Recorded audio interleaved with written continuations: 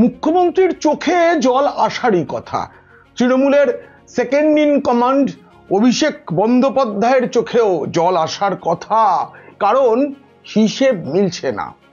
ভোটের আগে আগে এমন অভাব না আগে কখনো হয়নি। শুধু অভাব নয়, নতুন করে অভাবের আশঙ্কা তৈরি হয়েছে।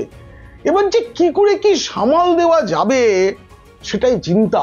রাজ্যের বেহাল আর্থিক দশা এবং একটা বড় ভয়ের চিন্তা তৈরি হওয়ার কারণ নিয়ে এই আলোচনা। যদি ভালো লাগে অবশ্যই সাবস্ক্রাইব করুন। পিনাক কি বলছে আপনাদের প্রতিদিন মনে করিয়ে দিই, সাবস্ক্রাইবার সংখ্যা বাড়লে এই ভিডিও আরো অনেক বেশি মানুষের কাছে পৌঁছে দেবে ইউটিউব। আপনারা যদি মনে করেন অনেকের এই প্রতিবেদন শোনা উচিত, তাহলে অবশ্যই সাবস্ক্রাইবার সংখ্যা বাড়াতে হবে।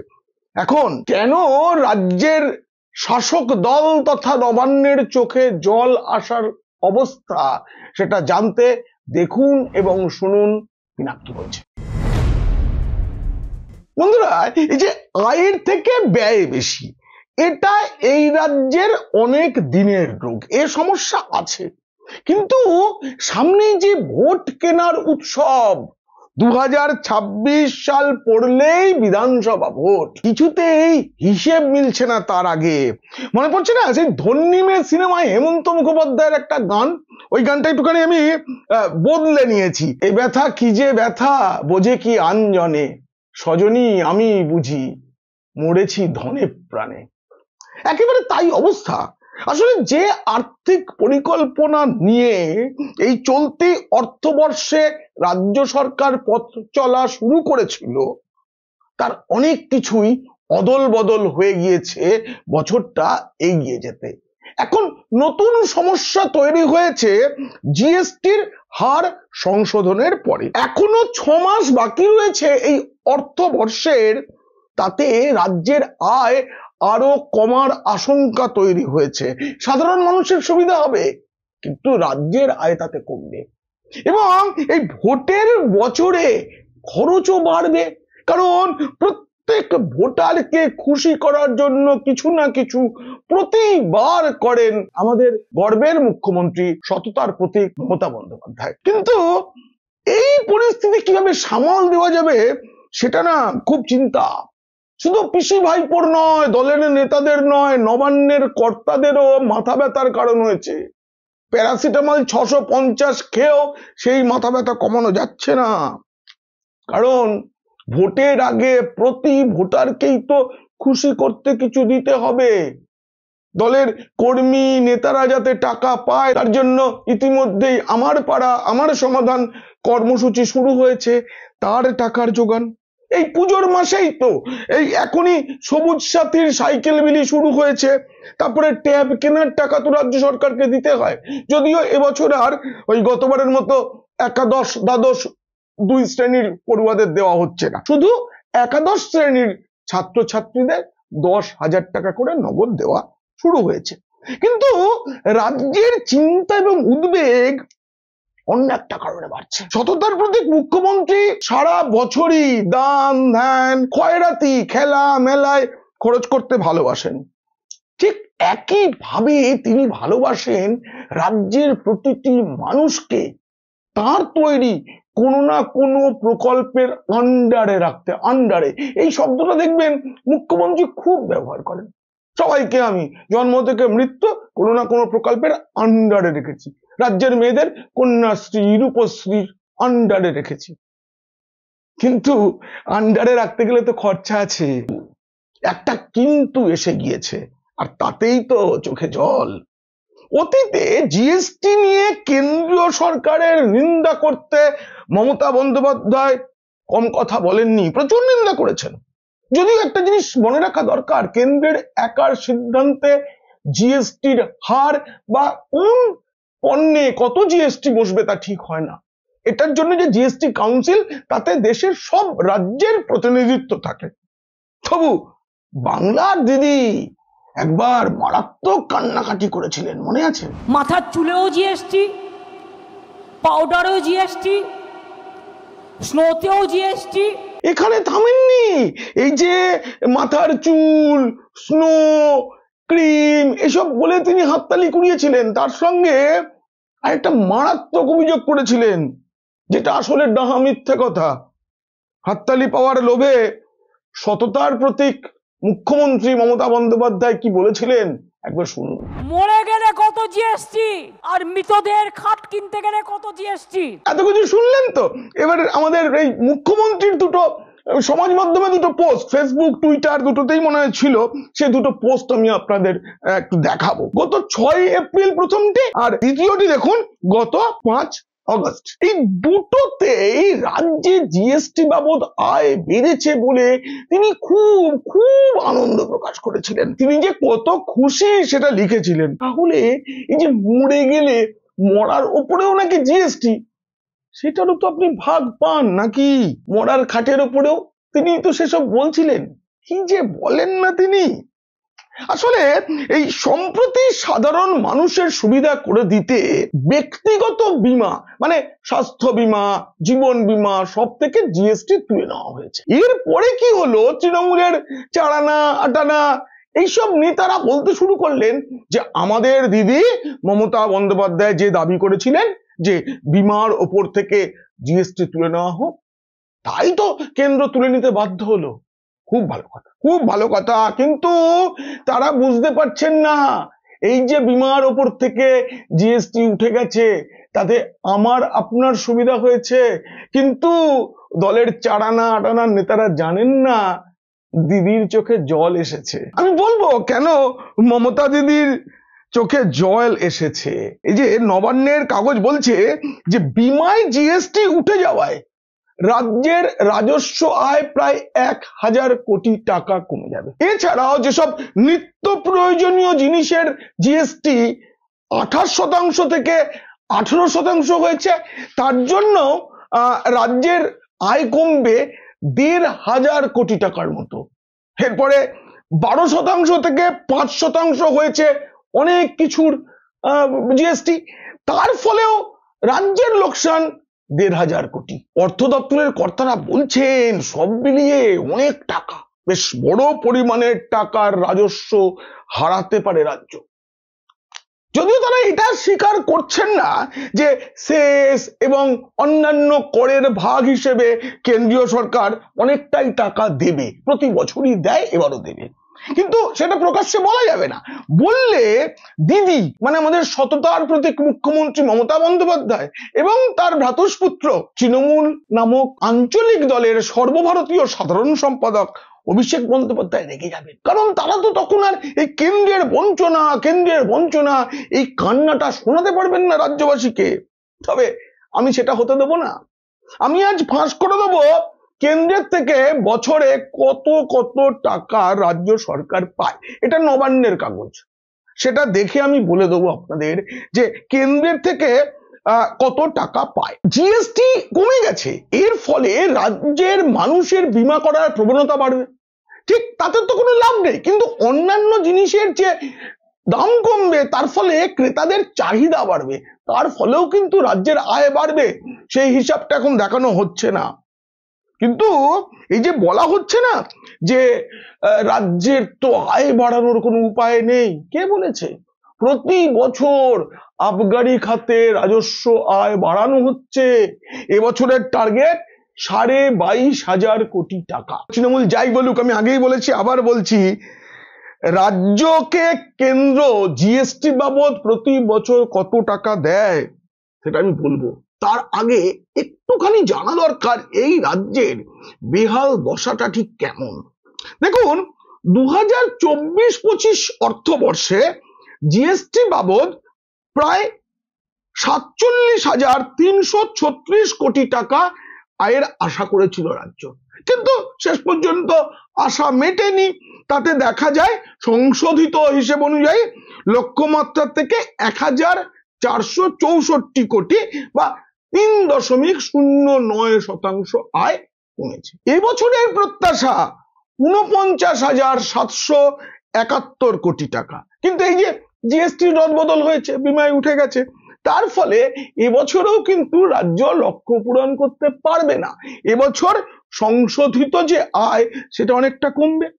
এদিকে রাজ্যের যে নিজস্ব যে রাজস্ব আয়, সেটাই দান খয়রাতি করতে গিয়ে প্রায় 11,000 কোটি টাকার ঘাটতি। রাজ্যের কোষাগারে ঘাটতি প্রায় 4,700 কোটি টাকা। পুঞ্জীভূত ঋণ মানে প্রতি বছর ঋণ যে জমতে জমতে যেখানে দাঁড়ায়, সেটা এখন বেড়ে 7.71 লক্ষ কোটি টাকা। নবান্নের কর্তারা বলছেন, দায়িত্ব নিয়ে বলছেন, এই বছর শেষ হতে হতে এটা বেড়ে 8 লক্ষ কোটি টাকা হয়ে যাবে। মানে এই রাজ্যের পুঞ্জীভূত ঋণের পরিমাণ 8 লক্ষ কোটি। 10 কোটি মানুষের বাস এই রাজ্যে, মাথা পিছু 80,000 টাকা। কারণ একটা জিনিস মাথায় রাখতে হবে যে এখনই যা রাজ্যের অবস্থা, তাতে এই বছরে 81,510 কোটি টাকা শুধু ঋণ শোধ করার জন্য রেখে দিতে হয়েছে, যেটা আগের বছরের থেকে প্রায় 4,000 কোটি টাকা বেশি। বাজেটে তো এবছর কন্যাশ্রী, স্বাস্থ্যসাথী সহ একাধিক প্রকল্পে বাজেট অনেক কমাতে হয়েছে, গত বছরের তুলনায় অনেক কম। কারণ মানে রাজ্য আগে থাকতে বুঝে গিয়েছিল যে মুখে অনেক কিছু বলবেন মুখ্যমন্ত্রী, কিন্তু কন্যাশ্রীর জন্য অত খরচ করা যাবে না, এটা বাজেটে প্রকাশিত। তার সত্ত্বেও মুখ্যমন্ত্রী কি বলেছেন? আমার গর্ব আজকে এই কারণে যে আমাদের 93 লক্ষ বেশি কন্যাশ্রী, আমি নেক্সট ইয়ারে চাই এটা 1 কোটি হোক। আমি প্রশ্ন করি, কি করে হবে বলুন তো মুখ্যমন্ত্রী? আপনি বাজেটে যা টাকা স্যাংশন করেছেন, যা বরাদ্দ করেছেন, তার মধ্যেই তো খরচ করতে হবে। আপনি এত বোকা বানান কেন মানুষকে? সবাই তো আর বাজেটের তথ্য মনে রাখেন না, তাই আপনি একটা যা খুশি বলে দিলেন যে 1 কোটি করে দেওয়া হবে। কিন্তু আমি মানুষকে মনে করিয়ে দেবো, সেটা হতে দেবো না।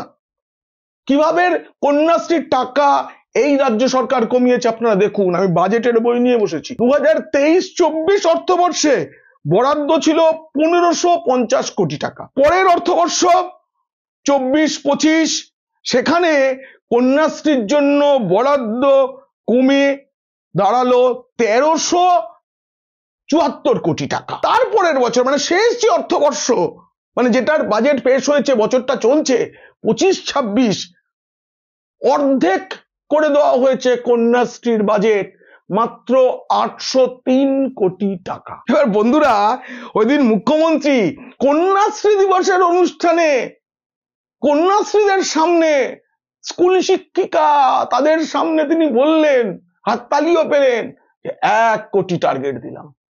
803 কোটি টাকায় বাড়াবেন কি করে? এত কম টাকায় এত বড় স্বপ্ন দেখা যায় নাকি? মিথ্যার তো একটা সীমা থাকা উচিত বলুন। আপনাদের আরো একটা জিনিস মনে করিয়ে দিই, সর্বশেষ বাজেটে যেহেতু সামনে ভোট, তার জন্য মুখ্যমন্ত্রীর নির্দেশে অর্থ দপ্তরকে লক্ষ্মীর ভান্ডার খাতে 12,300 কোটি টাকা বরাদ্দ বাড়াতে হয়েছে। ফলে কন্যাশ্রী, রূপশ্রী, সবুজ সাথী, স্বাস্থ্য সাথী সবের বরাদ্দ কমাতে হয়েছে। কারণ টাকার যোগানটা তো বাড়েনি। এটাই সত্য, এটাই সত্য, এটাই সত্য। সরকারি কাগজ হাতে নিয়ে বলছি এটাই সত্য, বাকি সব দাবি। সেটা যদি আমাদের গর্ব, সততার প্রতীক মুখ্যমন্ত্রী মমতা বন্দ্যোপাধ্যায় বলেন কোনো কিছু, কোনো তথ্য দেন, সেটা অসত্য, অসত্য, অসত্য। রাজ্য আগে থাকতেই ধরে নিয়েছিল, মুখ্যমন্ত্রী বলেছেন যে ড্রপ আউট নাকি 0 হয়ে গেছে। যদি ড্রপ আউট 0 হয়ে গিয়ে থাকে, তাহলে কন্যাশ্রীর বাজেট আপনি কমালেন কি করে? সবুজ সাথীর সাইকেল তো ড্রপ আউট 0 হলে আগের বার যা লেগেছে এবছরও তাই লাগার কথা, তাহলে তার বাজেট কমালেন কি করে? রাজ্যের আশঙ্কা বহাল না, আরো অনেক খরচের জন্য। মানে চালু খরচগুলো বাদে এবার পুজো কমিটিকে দেওয়ার জন্য যে টাকা লাগবে, সেটা বেড়ে প্রায় 500 কোটি টাকা। লক্ষ্মীর ভান্ডারে এখনো লক্ষাধিক নাম যুক্ত করা হবে। তার মানে কি দাঁড়াচ্ছে? যদি লক্ষ্মীর ভান্ডারের টাকা ভোটের আগে, মানে মাথাপিছু টাকা আর বাড়ানো না হয়, তা হলেও খরচ বাড়বে। কারণ কি, নতুন প্রাপক আসছেন। আর যদি বাড়ানো হয় তাহলে তো কথাই নেই। এবছর সরকার বাড়ি তৈরির খাতে 15,456 কোটি টাকা বরাদ্দ করেছে, মানে ওই আবাস যোজনার বাড়ি। এদিকে আবার প্রতিশ্রুতি দেওয়া হয়েছে ভোটের আগে 16 লক্ষ মানুষকে, আরো 16 লক্ষ মানুষকে বাড়ির টাকা দেওয়া হবে।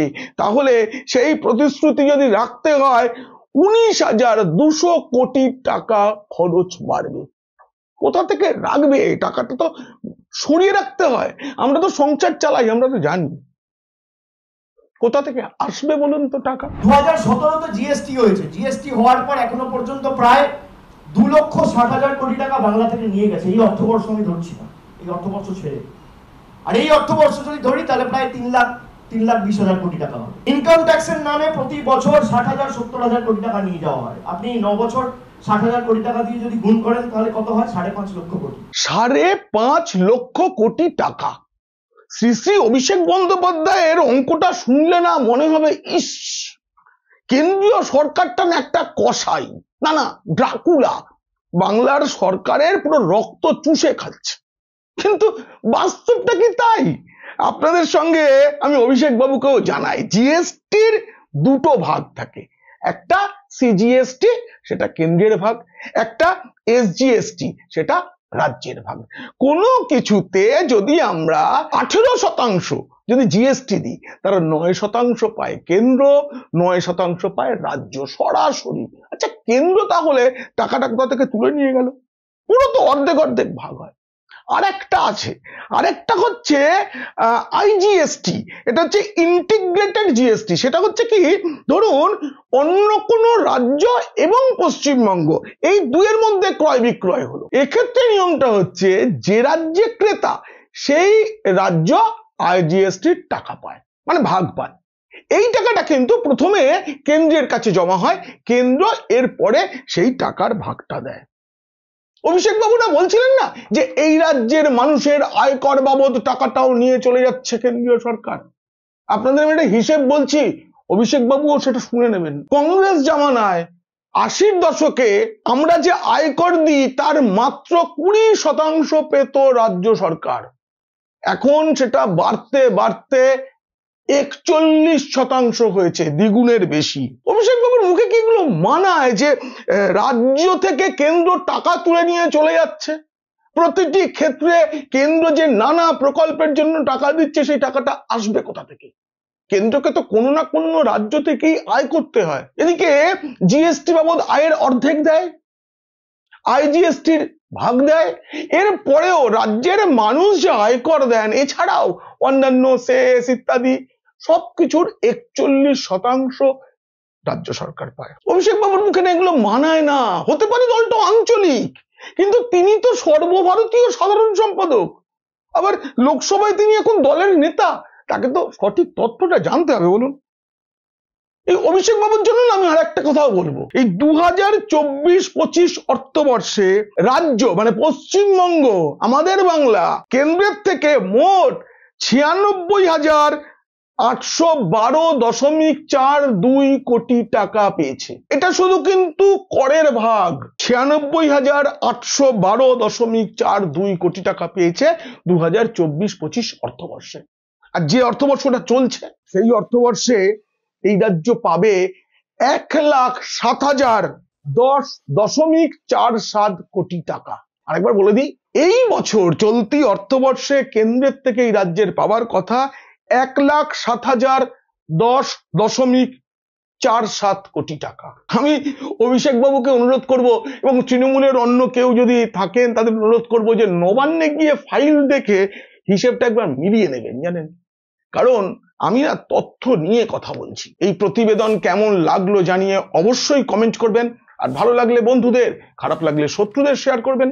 আপনারা খুব খুব ভালো থাকবেন।